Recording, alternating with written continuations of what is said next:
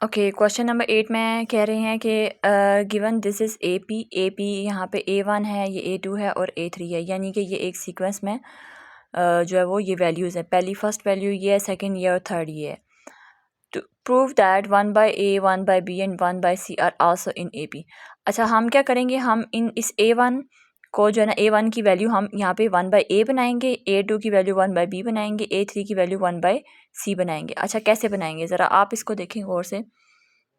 ये है आपके पास -A, इसको -A को अगर हम +A हम बना दें, यहाँ पे हम क्या करेंगे, इसमें +2 ऐड करेंगे, इस पूरी वैल्यू में हम +2 यहाँ पे ऐड करेंगे। तो जब इसका एलसीएम लेंगे तो हमारे पास ये बन जाएगा -A + 2A, जो कि इन दोनों को सॉल्व करने से क्या आ जाएगा, जस्ट A। तो A + B + C, sorry B + C + A, ठीक है। तो अब हमने इस, और फिर उसके बाद नेक्स्ट स्टेप में क्या करेंगे कि हम इस पूरी वैल्यू को, ये जो वैल्यू हमारे पास आएगी, ठीक है, इसको हम डिवाइड कर देंगे किससे, A + B + C से। तो ये इसके साथ कैंसिल हो जाएगा और हमारे पास जस्ट 1/A बच जाएगा। चलिए अब हम इसमें देखते हैं कैसे किया है। सबसे पहले हमने यहाँ पे 2 इसमें ऐड किया है, तो हमारे पास यहाँ पे A1 प्राइम हो जाएगा, B + C -2A -2 + 2, और ये क्योंकि ये इसके नीचे सिर्फ यहाँ पे, ठीक है, divided by A। Okay, LCM लेंगे तो हमारे पास ये आंसर आ जाएगा। सेम काम हमने A2 प्राइम के साथ भी करना है, ठीक है। A2 प्राइम में हमारे पास ये वाली वैल्यू आ जाएगी। देखिए यहाँ पे ऊपर सेम सेम आ रहा है ना, B + C + A, C + A + B, तो ये सेम वैल्यूज़ हैं, ठीक है। भले ही इनके अंदर प्लस लिखा हुआ है लेकिन ये सेम वैल्यूज़ है। उसके बाद नेक्स्ट A3 के लिए भी किया तो हमने ये आंसर आ गया। अब ईच टर्म्स को हमने डिवाइड कर देना है A + B + C से, ठीक है। चलें, ये हमने सबसे पहले हमने A प्राइम को डिवाइड किया। A प्राइम को जब डिवाइड किया तो ये हमारे पास क्या आ जाएगा, ये देखें, divided by A + B + C। Divide करेंगे तो आपको पता है डिवाइड मल्टीप्लाई में चेंज होता है, 1 डिवाइडेड बाय दिस हो जाएगा। तो यहाँ से ही इसकी कटिंग हो जाएगी, ये आंसर आ जाएगा, ठीक है। ये A1 डबल प्राइम, यानी कि अब इस वाली जो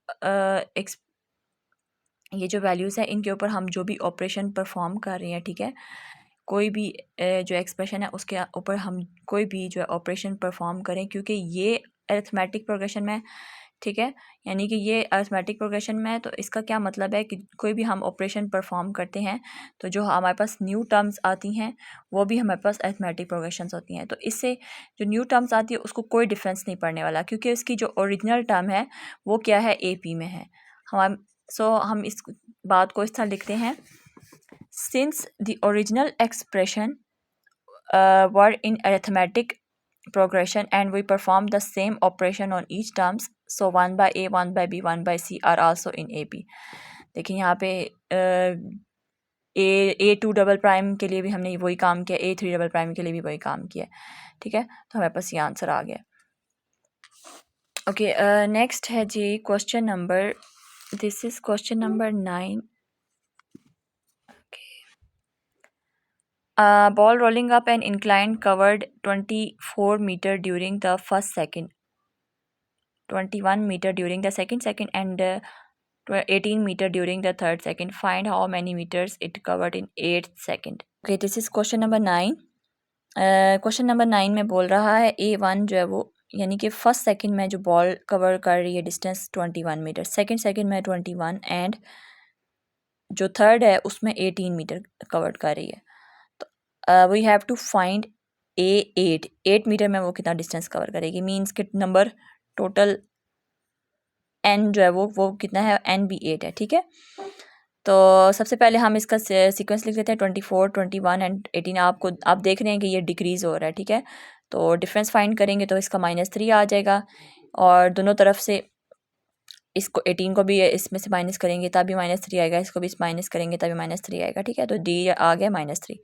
n इक्वल्स टू 8। अगर हम इसको ना भी लिखें तो आप डायरेक्ट फार्मूला लिखें, A8 is equal to A1 + 7D। Just D की वैल्यूज़ पुट करेंगे और आपके पास आंसर आ जाएगा, ठीक है। तो यहाँ पे वैसे हम बता देते हैं कि हमारे पास n इक्वल्स टू 8 था, बट हमें क्योंकि इस फार्मूले ये इसके अकॉर्डिंग ये जो फार्मूला है इसे हमें इजीली पता चल, आप इसमें ना ये भी लिख सकते हैं ना, AN equals to A1 plus n-1 into D. ठीक है, इसको ऐसे भी कर सकते हैं कि यहाँ पे आपने लिखना है A8 is equal to A1 plus 8-1 into D. तो यहाँ पे आ जाएगा A8 is equal to A1 plus 7D। तो बात वही आ जाती है। ठीक है, तो आप इसको डायरेक्ट ये वाला फार्मूला लिख के इसे यहाँ से सॉल्व कर सकते हैं, ये इजी ज़्यादा मेथड है। तो यहाँ पास A8 की वैल्यू यहाँ पे क्या आ गई है, 3 मीटर। ओके, क्वेश्चन नंबर 10 में है the population of a town is decrease by 50 inhabitants each year if its population in 1960 was 20,135, what was its population in 1970? Okay, चले फर्स्ट टर्म जो पॉपुलेशन है 1960 की वो क्या आ जाती है 20,135 A1।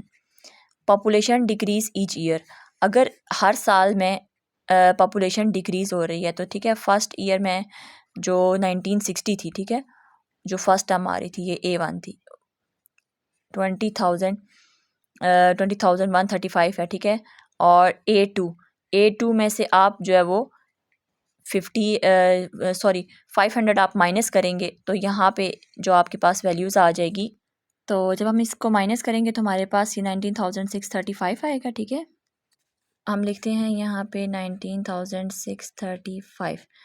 तो अब आप देखें यहाँ पे डी के साथ माइनस कैसे आया, क्योंकि हमने इसमें से इसको माइनस करना है। ठीक है, तो क्योंकि यहाँ पे डी माइनस हो रहा है तो यहाँ पे जो इसकी वैल्यूज़ है, ठीक है, 500 का डिफरेंस आ रहा है। तो 500 के डिफरेंस से, क्योंकि ये छोटी वैल्यू है तो छोटी में से हम जब बड़ी को माइनस करेंगे तो यहाँ पे माइनस आए आएगा। ये हमारे पास डी आ गया। अब चूँकि हमें पता है, अब हमने फ़ाइंड क्या करना है, हमने फ़ाइंड करना है A11। तो A11 के लिए यानी कि 1970 तब हमारे पास जो है ना वो कितने हैबिटेट्स बचे थे। ठीक है, तो अब हमने इसको फाइंड करने के लिए हमने एक हिस्सा काउंट करना है। अब हमने इसमें n फाइंड करना है। n फाइंड करने के लिए हम क्या करेंगे, ये 1960 है। ठीक है, अब 1960 में चूँकि इसकी पॉपुलेशन भी साथ में काउंट होगी, क्योंकि क्वेश्चन में उन्होंने बताया हुआ है कि 1960 को भी आपने साथ में इंक्लूड करना है। तो 1960, तो ये आपके पास एक तो ये 1 आ गया। ठीक है, उसके बाद 61 से लेके 62, 63 एंड सो ऑन यहाँ पे 1970 तक आपकी जो पॉपुलेशन है वो कितने ईयर्स की बन रही है, 10 ईयर्स और प्लस दिस वन, तो ये आपके पास क्या बन जाती है, 11 ईयर्स। तो n इक्वल्स टू यहाँ पे क्या आ जाएगा, 11।